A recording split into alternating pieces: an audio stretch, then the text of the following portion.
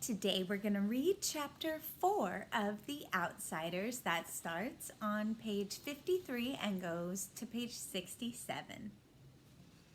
The park was about 2 blocks square with a fountain in the middle and a small swimming pool for the little kids. The pool was empty now in the fall, but the fountain was going merrily. Tall elm trees made the park shadowy and dark, and it would have been a good hangout, but we preferred our vacant lot and the shepherd outfit like the alleys down by the tracks, so the park was to lovers and little kids. Nobody was around at 2:30 in the morning, and it was a good place to relax and cool off. I couldn't have gotten much cooler without turning into a popsicle. Johnny snapped up his jean jacket and flipped up the collar. "Ain't you about to freeze to death, Pony?" "You ain't woofing," I said, rubbing my bare arms between drags of my cigarette. I started to say something about the film of ice developing on the outer edges of the fountain when suddenly a blast from a car horn made us both jump. The blue Mustang was circling the park slowly. Johnny swore under his breath. "I don't know, but I bet they're looking for us. We picked up their girls." "Oh, glory," I said with a groan. "This is all I need to top off a perfect night." I took one last drag of my weed and ground the stub under my heel. "Want to run for it?" "It's too late now," Johnny said. "Here they come." 5 Socs were coming straight at us, and from the way they were staggering, I figured they were real and pickled. That scared me. A cool, deadly bluff could sometimes shake them off, but not if they're outnumbered, you 5-2, and were drunk. Johnny's hand went to his back pocket, and I remembered his switchblade. I wished for that broken bottle. I'd sure show them I could use it if I had to. Johnny was scared to death. I mean it. He was as white as a ghost, and his eyes were wild-looking, like the eyes of an animal in a trap. We backed against the fountain, and the Socs surrounded us. They smelled so heavy of whiskey and English leather that I almost choked. I wished desperately the dairy and soda would come along hunting for me. The 4 of us could handle them easily. But no one was around, and I knew Johnny and I were going to have to fight it out alone. Johnny had a blank, tough look on his face. You'd have to know him to see the panic in his eyes. I stared at the Socs coolly. Maybe they could scare us to death, but we'll never let them have the satisfaction of knowing it. It was Randy and Bob, and 3 other Socs. They recognized us. I knew Johnny recognized them. He was watching the moonlight glint off Bob's rings and huge eyes. "Hey, what do you know?" Bob said, a little unsteady. "Here's the little greasers that picked up our girls." "Hey, greasers." "You're out of your territory," Johnny warned in a low voice. "You better watch it." Randy swore at us, and they stepped in closer. Bob was eyeing Johnny. "Nup, pal, you're the ones who better watch it. Next time you want a broad, pick up your own kind, dirt." I was getting mad. I was hating them enough to lose my head. "You know what a greaser is?" Bob asked. "White trash with long hair." I felt the blood draining from my face. I've been cussed out and sworn out, but nothing ever hit me like that did. Johnny Cake kind of made a kind of gasp, and his eyes were smoldering. "You know what a Soc is?" I said, my voice shaking with rage. "White trash with Mustangs and Madras." And then, because I couldn't think of anything bad enough to call them, I spit at them. Bob shook his head, smiling slowly. "You could use a bath, greaser, and a good working over, and we've got all night to do it. Give the kid a bath, David." I ducked and tried to run for it, but the Soc caught my arm and twisted it behind my back and shoved my face into the fountain. I fought, but the hand in my back was strong, and I had to hold my breath. I'm dying, I thought. I wonder what was happening to Johnny. I couldn't hold my breath any longer. I fought again, desperately, but I only sucked in the water. I'm drowning, I thought. They've gone too far. A red haze filled my mind, and I slowly relaxed.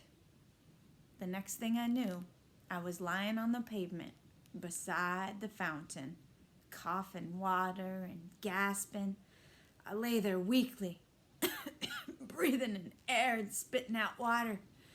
The wind blasted through my soaked sweatshirt and dripping hair. My teeth chattered unceasingly, and I couldn't stop them. I finally pushed myself up and leaned against the fountain, the water running down my face. Then I saw Johnny.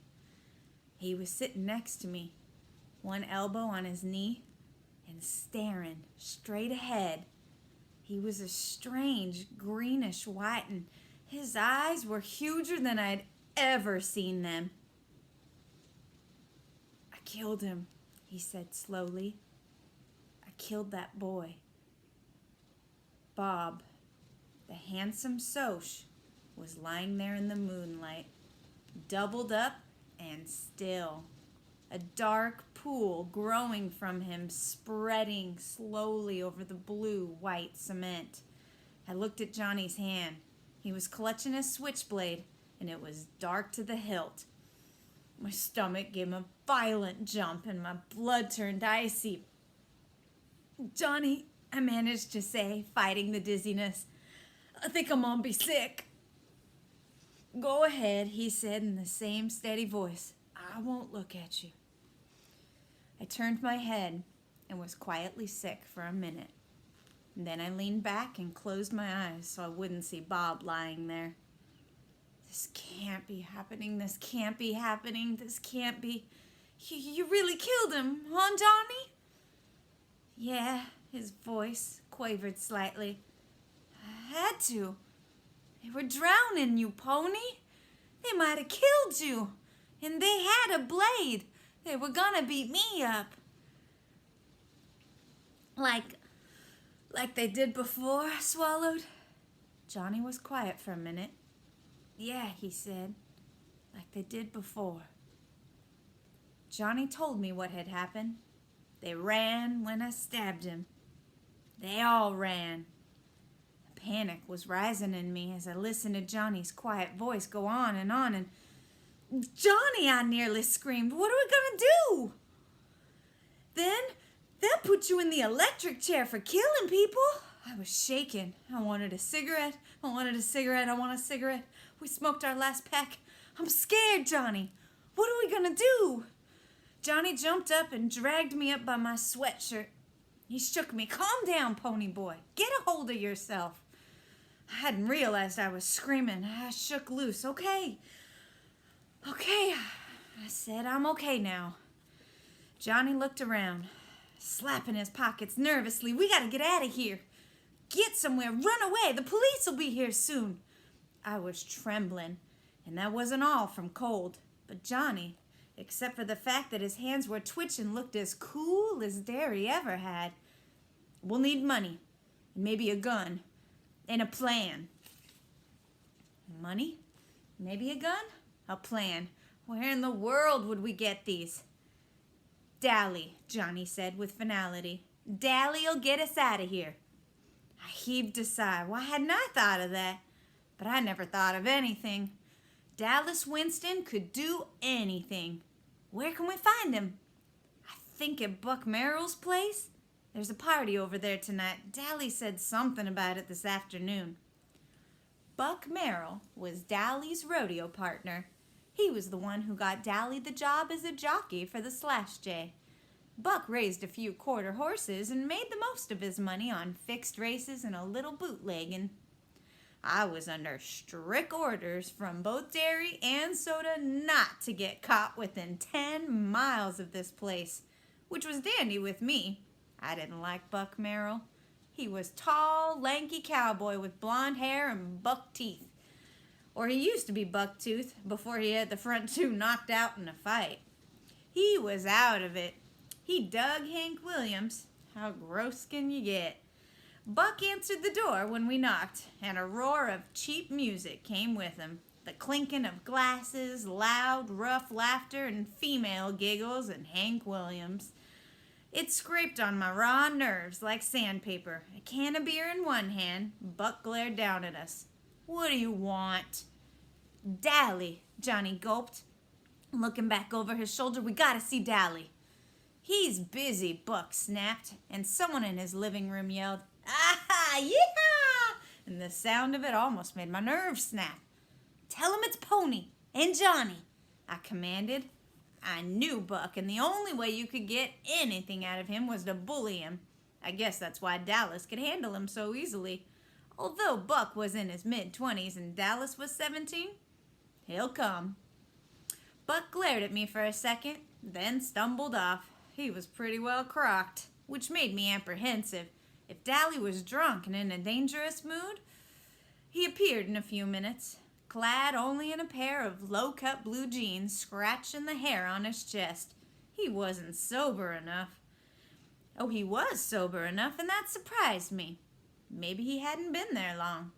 "Okay, kids, what you need me for?" As Johnny told him the story, I studied Dally, trying to figure out what there was about this tough-looking hood that a girl like Cherry Valance could love. Tow-headed and shifty-eyed, Dally was anything but handsome. Yet, in his hard face, there was character, pride, and a savage defiance of the world. He could never love Cherry Valance back. It'd be a miracle if Dally loved anything. The fight for self-preservation had hardened him beyond caring. He didn't bat an eye when Johnny told him what had happened, only grinned and said, "Good for you," when Johnny told him how he'd knifed a Soch. Finally, Johnny finished. "We figured you could get us out if anyone could. I'm sorry to keep you away from the party." "Ah, shoot, kid," Dally glanced contemptuously over his shoulder. "I was in the bedroom." He suddenly stared at me. "Glory, but your ears can get real red, pony boy." I was remembering that what usually went on in the bedrooms at Buck's parties. Then Dally grinned in amused realization. "It wasn't anything like that, kid. I was asleep, or trying to be, with all this racket. Hank Williams." He rolled his eyes and added a few adjectives after Hank Williams. "Me and Shepard had a run-in, and I cracked some ribs. I just needed a place to lay over." He rubbed his side ruefully. "Old Tim sure can pack a punch. He won't be able to see out of one eye for a week." He looked us over and sighed. "Well, wait a second. Let's see what I can do about this mess." Then he took a good look at me. "Pony boy, are you wet?" "Yes," I stammered through chattering teeth. "Glory, hallelujah." He opened the screen door, pulled me in, motioning for Johnny to follow. "You'll die of pneumonia before the cops ever get you."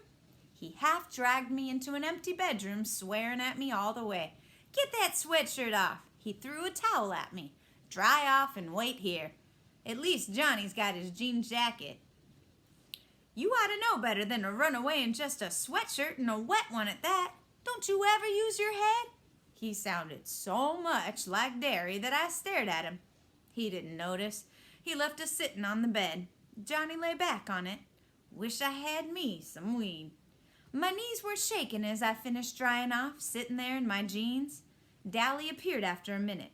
He carefully shut the door. "Here," he handed us a gun and a roll of bills. "The gun's loaded. For Pete's sake, Johnny, don't point that thing at me. Here's $50. That's all I could get out of Merrill tonight. He's blowing his loot from that last race." You might have thought it was Dally who fixed those races for Buck, being a jockey and all, but it wasn't. The last guy to suggest it lost 3 teeth. It's the truth. Dally rode the ponies honestly and did his best to win.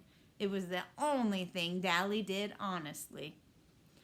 "Pony, do Derry and Soda Pop know about this?" I shook my head. Dally sighed. "Boy, howdy. It ain't hitching to be the one to tell Derry and get my head busted." "Then don't tell him," I said. I hated to worry Soda Pop and would have liked to have let him know and gotten this far okay, but didn't care if Derry worried himself gray-headed. I was too tired to tell myself I was being mean and unreasonable. I convinced myself it wouldn't be fair to make Dally tell him. Derry would beat him half to death for giving us the money and the gun and getting us out of town.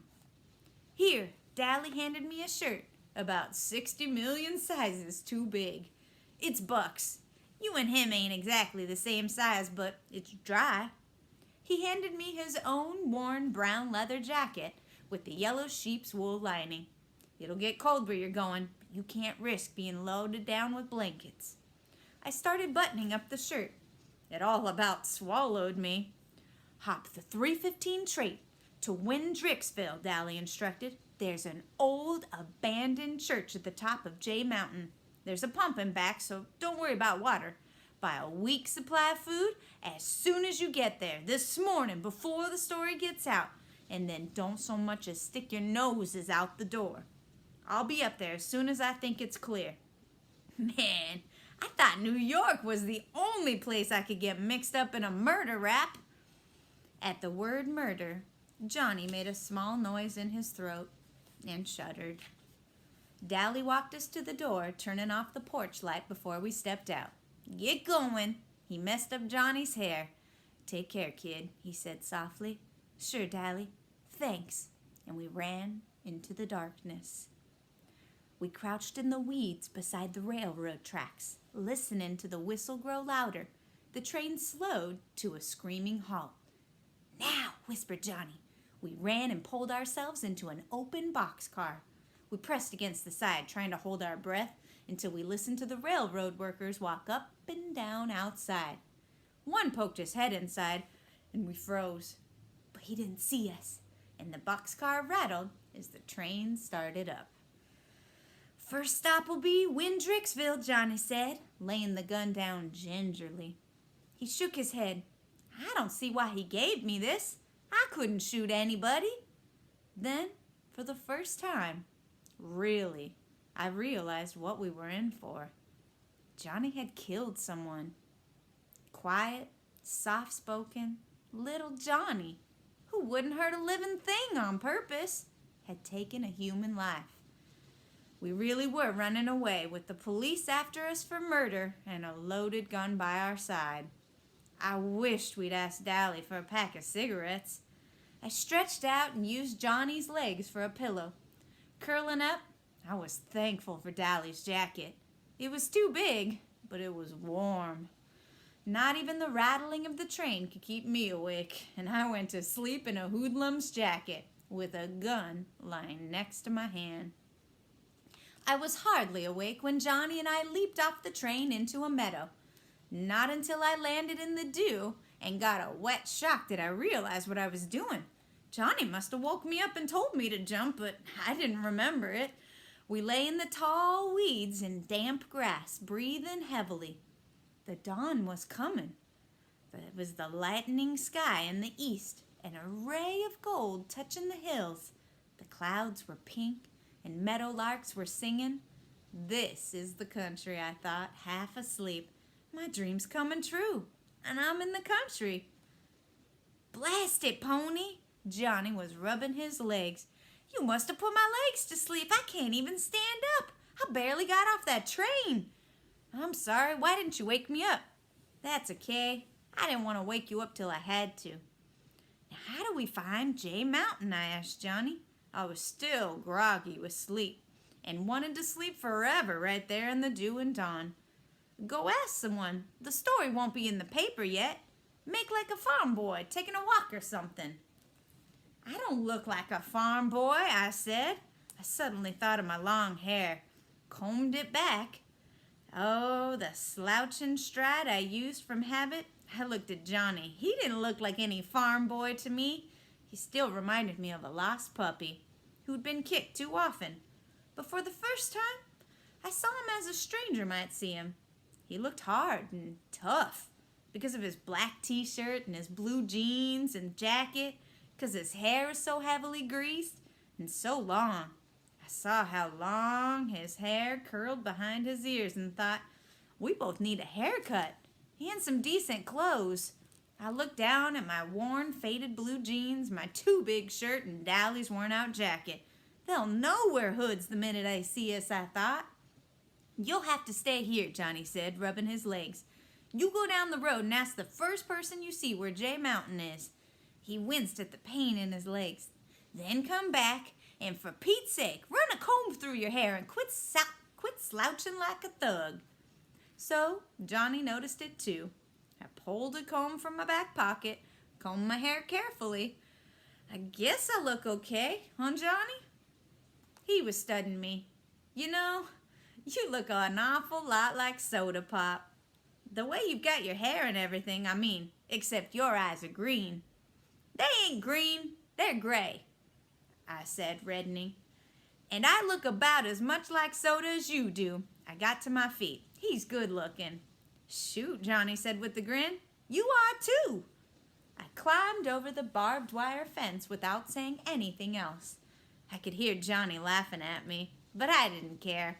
I went strolling down the red dirt road, hoping my natural color would come back before I met anyone. I wonder what Derry and Soda Pop are doing right now, I thought, yawning. Soda had the whole bed to himself for once. I bet Derry's sorry he ever hit me. He really did get worried when he finds out that Johnny and I killed that Soch. Then, for a moment, I pictured Soda Pop's face when he heard about it.